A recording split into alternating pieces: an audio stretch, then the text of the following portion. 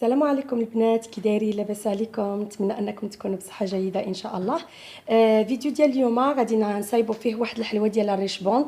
فالحلوه فهي كتكون جميله وجدا وهي محبوبه الجماهير. شكون اللي ما كتعجبوش الحلوه ديال الريشبوند او الحلوه اللي كنقولوا لها حلوه الكوكو؟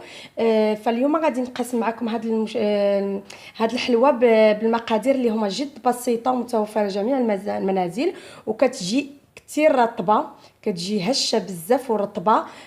فالمقادير فغادي نستعملوا فيها 250 غرام ديال الزبده. فانايا هنايا الزبده ماذا بكم تكون في حراره المطبخ، يعني تكون رطبه. فانا هنا كانت عندي قاصحه وذوبتها.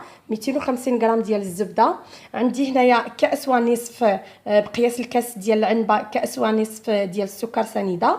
عندي 3 ديال البيضات، وعندي هنا كاس عنبه ديال الزيت. غنحتاجو جوج ديال الخماره حمراء، ما يعادل 14 غرام، وعندنا واحد السكر فاني. والدقيق غادي يكون على حسب الخليط. المهم العجينه غادي تكون عندنا رطبه جدا، ما تكونش قاصحه ومتماسكه بزاف. باش تجي عندنا الحلوه ناجحه خاص تكون رطبه العجينه. فبقاو معايا باش نشوفوا كيفاش غادي تكون معنا. وما نساوش الكوكو اللي غادي نزينوا به والكونفيتور. فبقاو معايا باش تشوفوا كيفاش غادي ندير لهاد الحلوه. فهنايا عندي في القصريه ديالي فغادي نضيف البيض. غادي نصب البيض ديالي وغادي نزيد عليه السكر سنيده،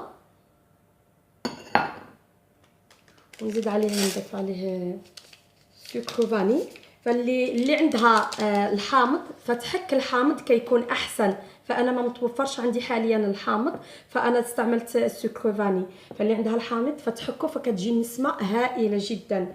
فانا غادي نخلط هاد العناصر ديالي جيدا حتى يذوب لينا داك السكر، ونضيف عليهم الزبده والزيت ونضيف الاخر. بقاو معايا باش تشوفوا كي غادي ندير.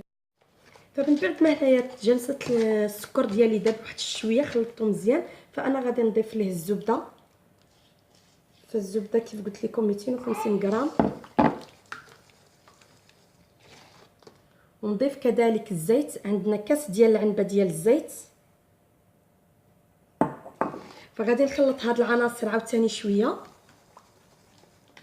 يتجانس عندنا هنايا الزبده والزيت مع السكر.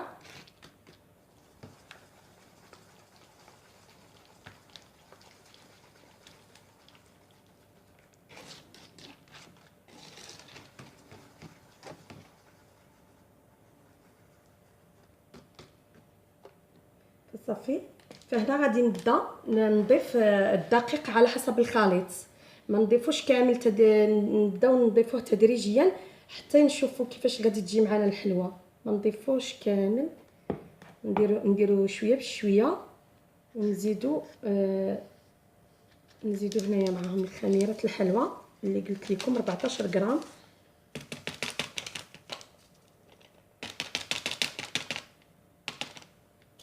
صافي. انا غادي نخلط هنايا الخليط ديالي تتكون عندي العجينه، وغادي نرجع لكم. فهي دي العجينه ديالي من بعد ما جمعتها فكتجي متماسكه شويه. فهنايا غادي نبدا نكورها كويرات فعلى حسب الشكل اللي بغيتو. فالا كنتو باغيين ديروها غير فرديه فغادي ديروها شويه الكويرات يكونوا شويه كبار. اما الا كنتو غادي تلصقوهم وحده مع وحده فديروهم غير صغار. فانا غادي ندير نلصقهم وحده مع وحده، فغادي نديرهم بشكل صغير. فغادي نكورهم حتى نكمل نديرهم في الفرن يطيبوا. من بعد ما نعمر الصني ديالي فغادي نديرهم في الفرن يطيبوا على نار مهيله، يتحمروا واحد شويه من التحت ويبقاو يتحمروا لينا شويه من الفوق، يبقاو ذهبيين. صافي. فانا غادي نستمر على هكا تنكمل العجينه ديالي، وبقاو معايا باش تشوفوا من بعد الطهي. فصافي. هنا من بعد ما ساليت الحلوه ديالي وكورتها على هذا الشكل فغادي ندخلها الفرن كيف قلت لكم اللي سبق ليا وسخنته على درجه 180. فغادي نقص شويه الحراره. من بعد ما سخن ليا الفرن نقص شويه ديال الحراره على 170 175، وغادي ندخلها طيب على فرن هادئه حتى تحمر لينا وتبقى شويه ما تحمر غير واحد شويه تولي ورديه. فصافي نزولوها. فصافي. هنا من البنات من بعد ما طابت ليا الحلوه ديالي فكتجي هكا طابت ليا. فانا غادي نبدا في التزيين. فانا خليتها شويه تبردات. فانا هنايا عندي الكونفيتور خصاتو يكون جاري، يكون سائل. فانا ضفت ليه واحد شويه. الا كان عندكم شويه قاصح فضيفوا ليه واحد القدر ديال ملعقه كبيره ديال ماء الزهر، فهو يعطيه ديك البنه. فمعروف بان الحلوه الكوكو كتكون فيها الريحه ديال ماء الزهر والكوك. فانا ضفت هنا واحد الملعقه كبيره ديال ماء الزهر. وهنا عندنا الكوك ديالنا، الابيض. فصافي غادي نبدا هنايا بالتزيين ديالي. فغادي نحط الحبيبات نتاعي نتاع الحلوه.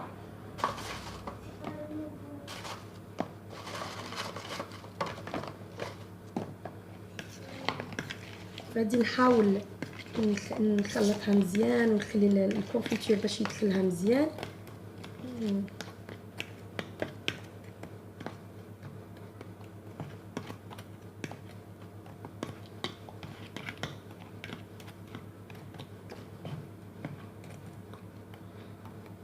فهي الا كانت الحلوه ديالنا شويش دافيه تخليوها شويه دافيه وديروها في الكونفيتير، فهي غادي تشرب لنا داك الكونفيتير وكتعطينا واحد المذاق رائع احسن من اللي كنخليوها كامل تبرد نهائيا.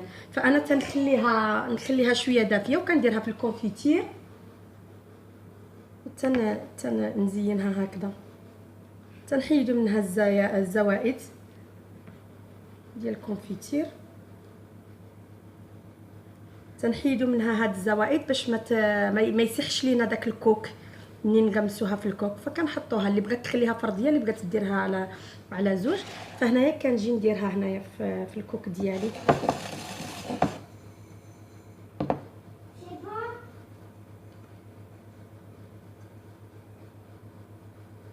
الحلوه ديالنا كتجي على هذا الشكل صافي. وكنحطوها في طبق التقديم. فانا غادي نستمر على هذه العمليه حتى نكمل كاع الحبيبات اللي عندي، وبقاو معايا باش تشوفوا النتيجه النهائيه ديال هذه الحلوه كيفاش كتجي. فحبيباتي هذا هو الفيديو ديالنا. هذه هي الحلوه ديالنا كتجي على هذا الشكل. فهي كتجي حلوه رائعه وكتجي هشه كتذوب في الفم. فكنتمنى ان هذا الفيديو ينال اعجابكم وتجربوا هذه الحلوه وتردوا عليا في لي كومونت. فانا غادي نخلي لكم المقادير بالضبط في لاباغ دانفو لتحت في صندوق الوصف. فان شاء الله دمتم في رعايه الله وحفظه، والى فيديو قادم ان شاء الله.